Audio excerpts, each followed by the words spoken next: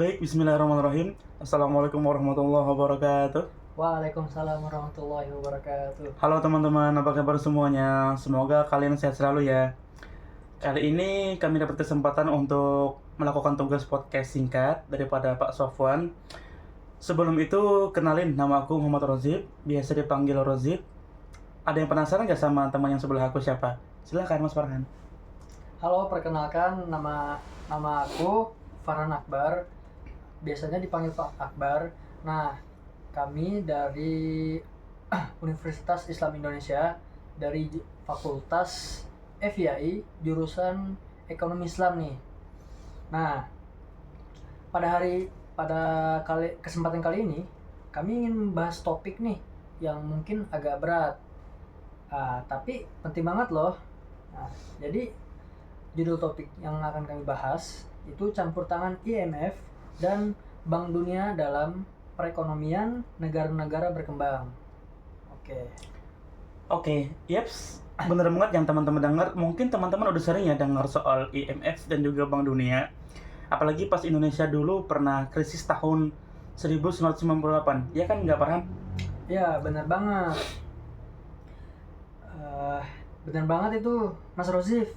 Waktu itu Indonesia sedang dalam dapat pinjaman nih dari IMF untuk menstabilkan ekonomi yang pada saat itu sedang porak-poranda di Indonesia. Eh, karena adanya krisis moneter. Tapi ternyata nggak semua nggak semua parlemen atau departemen itu setuju dengan kehadiran mereka nih. Nah, Oh, oke begitu. Nah, sebelum kita bahas lebih dalam, coba kita mulai dari dasar dulu ya. Apa sih sebenarnya peran IMF dan juga Bank Dunia itu? Mungkin Mas Farhan akan jelaskan ke kita. oke, jadi IMF atau yang biasa disebut dengan Dana Moneter Internasional. Nah, apa sih artinya itu? Nah, jadi intinya IMF ini bertugas untuk membantu negara-negara anggota yang lagi kesulitan nih. Nah, kesulitan neraca pembayaran atau kekurangan cadangan devisa. Nah, sementara Bank Dunia itu lebih fokus ke proyek pembangunan jangka panjang seperti pendidikan, infrastruktur, dan pengentasan kemiskinan. Oh, Begitu Mas Rozi. oke. Ya, Jadi dua lembaga ini itu sama-sama kasih bantuan ya, ya, tapi fokusnya beda. Tapi kok ya. bisa gitu loh muncul anggapan negatif soal campur tangan mereka? Nah, ini dia nih Mas Rozif yang menariknya. Nah, jadi bantuan IMF itu bantuan dari IMF dan Bank Dunia biasanya disertai dengan syarat-syarat yang ketat. Nah, misalnya nih, negara harus menerapkan kebijakan ekonomi tertentu seperti privatisasi, pengurangan subsidi, atau liberalisasi pasar. Nah, begitu Mas Rozif. Oh, oke. Iya. Dan nggak jarang juga ya kebijakan itu malah berdampak buruk gitu loh buat rakyat kecil. Misalnya harga BBM naik secara drastis karena subsidinya dicabut atau perusahaan milik negara dijual ke negara asing gitu Ya, teman-teman. betul banget itu. Betul. Bahkan ada istilahnya neokolonialisme ekonomi. Nah, di mana negara berkembang seolah-olah itu negara-negara yang berkembang pada saat itu seolah-olah dipaksa mengikuti ini aturan mainnya negara-negara maju, negara-negara elit lewat lembaga-lembaga ini nih.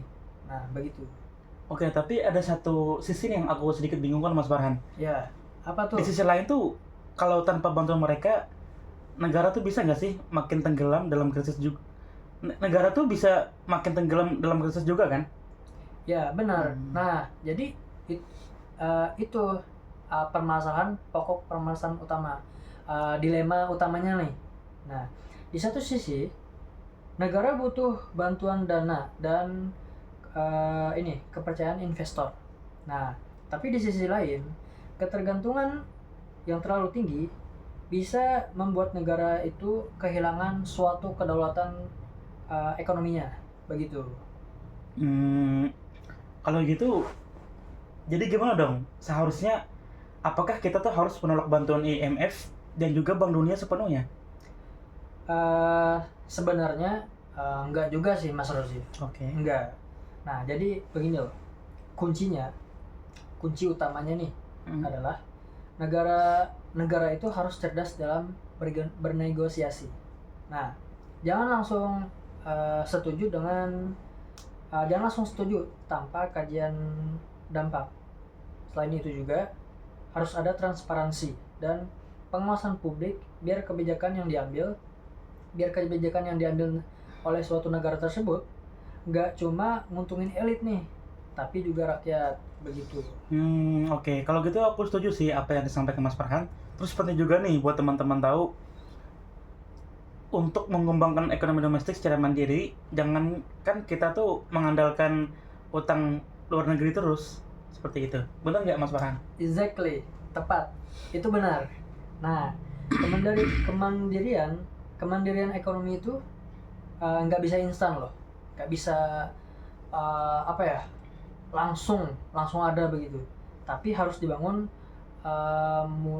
sejak awal, dari sekarang, dari pendidikan, UMKM, sampai kebijakan fiskal yang sehat, bukan kebijakan fiskal yang buruk dan sebagainya, begitu Mas Rosi. Oke, wah seru juga ya nih bahasanya. Nggak Ya. kerasa sudah sampai di akhir podcast. Jadi buat teman-teman pendengar setia kami, semoga podcast singkat kali ini bisa ngasih pengetahuan, ngasih wawasan, ngasih insight juga buat teman-teman tentang IMF dan juga Bank Dunia dalam perekonomian negara. Nah, dan semoga kita semua menjadi generasi yang dimana kita itu lebih berpikir kritis dan paham akan masa depan bangsa kita sendiri dalam perekonomian bangsa Indonesia kita, begitu. Oke, akhir kata dari kami, semoga podcast ini dapat menambah wawasan teman-teman. Sampai ketemu di podcast singkat selanjutnya. Tetap semangat dan juga berpikir kritis ya. Bye-bye. Bye-bye.